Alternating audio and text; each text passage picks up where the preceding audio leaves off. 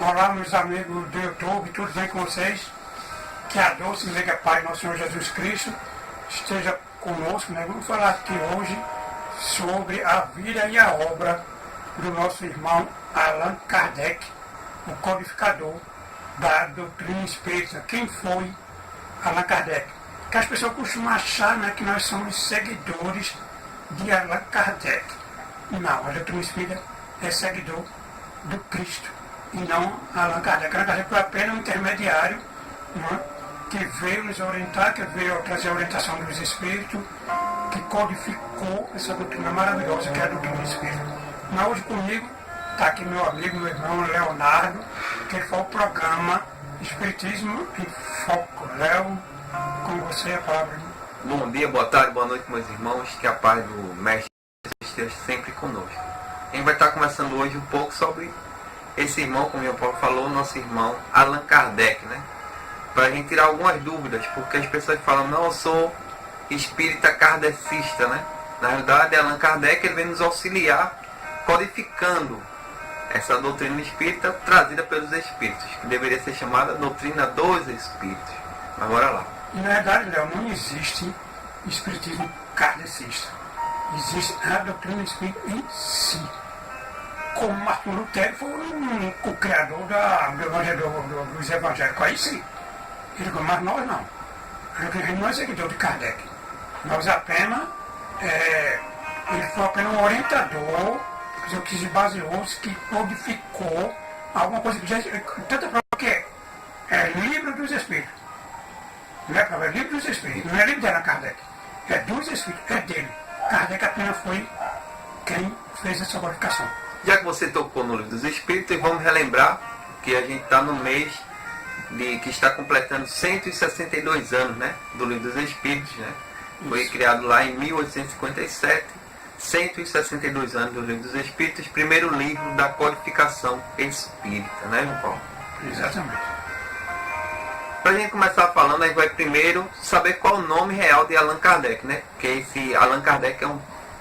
Pseudônimo. Isso. É o nome de batismo dele, né? Mas o nome dele vai lá, é Hippolyte Léon Denisart Rivail, nosso irmão Allan Kardec. Né? Ele nasceu lá em Lyon, na França, em 1804, exatamente no dia 3 de outubro de 1804. De uma família simples. Interessante é que ele, na época, os juízes e os advogados eram considerados pessoas simples, como hoje é um operário, né? Uma pessoa Tanto é que eles tinham dificuldades financeiras na época, né? Eram teólogos e escritores também, a sua mãe. Seu pai era juiz e advogado. A época marcada por grandes agitações políticas e conflitos sociais, né, e religiosos. Era lá na época de Napoleão I. Isso na França, né? Isso lá na França. Lembrando lá que Leão lá na época da Revolução Industrial, foi exatamente quando começou, foi nesse período da Revolução Industrial. Francesa, no caso. No caso, a gente está falando lá do seu nascimento lá atrás, né? Agora vamos pular 10 anos à frente, né? Allan Kardec, com 10 anos, foi estudar na Suíça com o famoso educador Jonas Hein Pestalozzi, mais conhecido como Pestalozzi, né? Nosso irmão Pestalozzi. Tem lá o seu Instituto Pestalozzi. Rivail, né? Allan Kardec, ele foi um discípulo exemplar. Ele se destacou, né, João Paulo? Quem fez o ERG, ou quem pretende fazer o ERG, é bem mais detalhado essa vida de Allan Kardec. Mas a gente vai pincelar um pouco aqui e vamos falar que Allan Kardec, em momentos que o seu professor tinha que sair para resolver alguma coisa, ele assumia a turma, né? Tanto é, por isso que ele se destacou nessa formação lá no Instituto Pestalozzi, né? E o método de estudo que ele aprendeu com Pestalozzi o auxiliou muito na codificação espírita, né? Porque você vê que quem já leu o Livro dos Espíritos, que é um livro de perguntas e respostas, as perguntas feitas há 162 anos atrás, ela cai muito bem ainda hoje, né? Em 2019. Interessante isso, né, João Paulo? Porque está sempre atual, né? Isso. Ela não modifica as mesmas coisas e está sempre na atualidade. E aos 19 anos ele retornou à França, né, seu país de origem, e abriu a sua própria escola, ensinando física, matemática, anatomia e retórica, né? que hoje é a oratória, né?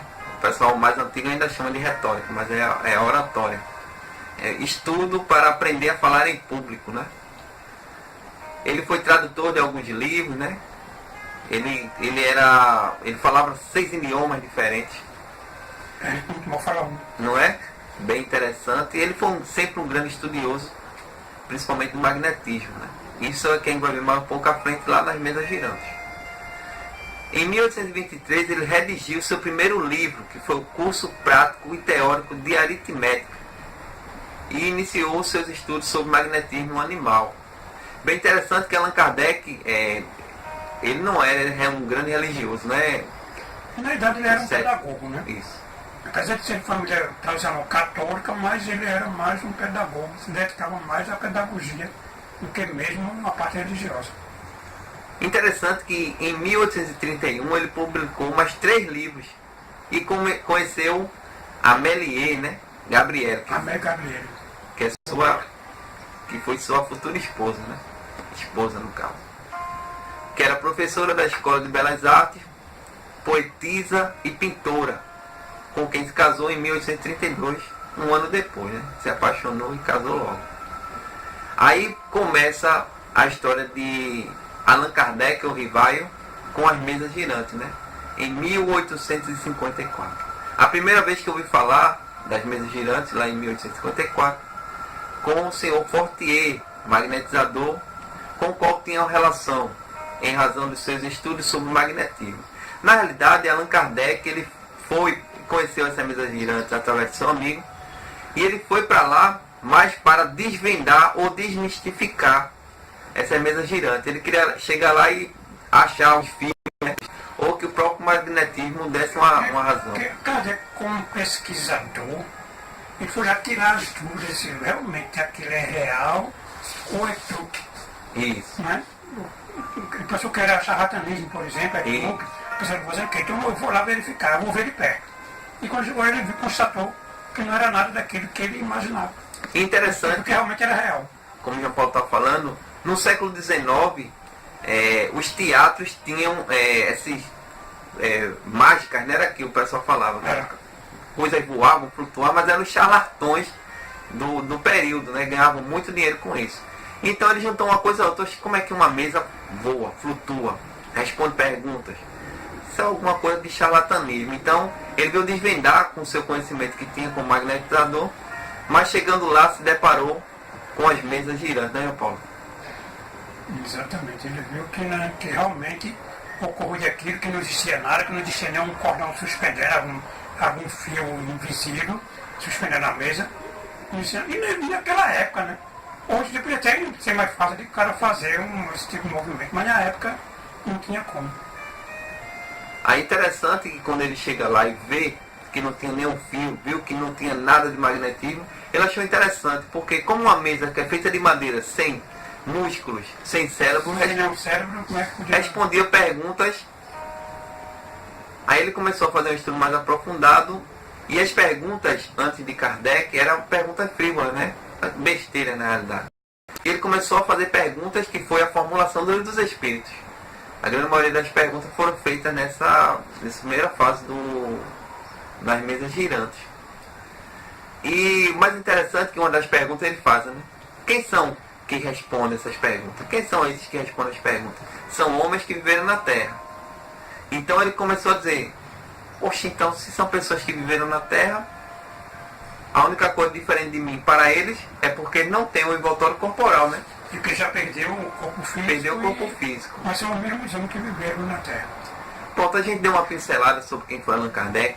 Existe um livro, né? Biografia de Allan Kardec, um livro bem interessante. Você consegue também muita coisa pelo Facebook, né?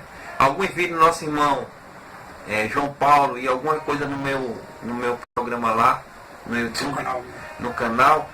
Fala também alguma coisa sobre Allan Kardec, mas quem quiser se aprofundar, dá uma pesquisada, porque tem muita coisa bem interessante, né, João Paulo?